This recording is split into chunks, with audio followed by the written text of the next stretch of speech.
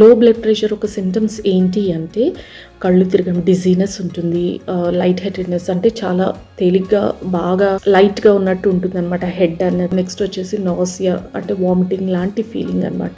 అలసిపోయినట్టు హెడేక్గా ఉంటుంది, blurred vision ఉంటుంది, 2 విధాలుగా కనపడతాయి అనమాట ఏ వస్తువులైనా ఏదైనా. హార్ట్ పాల్పిటేషన్స్ అంటే కొంచెం గుండె దడగా ఉంటుంది కదా, సో ఇవన్నీ సిమ్టమ్స్ అనమాట.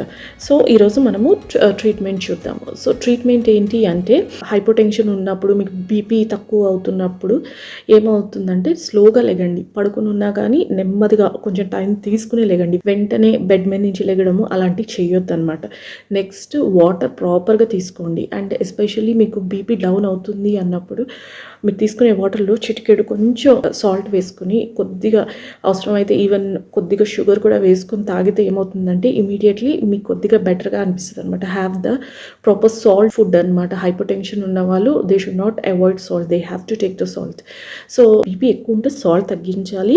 బీపీ తక్కువగా ఉండాల్సిన దానికన్నా తక్కువగా ఉన్నప్పుడు అది సాల్ట్ అనేది తీసుకోవాలి. సో ఏదైనా సాల్ట్ లిమిటెడ్గా తీసుకుంటే మన హెల్త్కి మంచిదండి.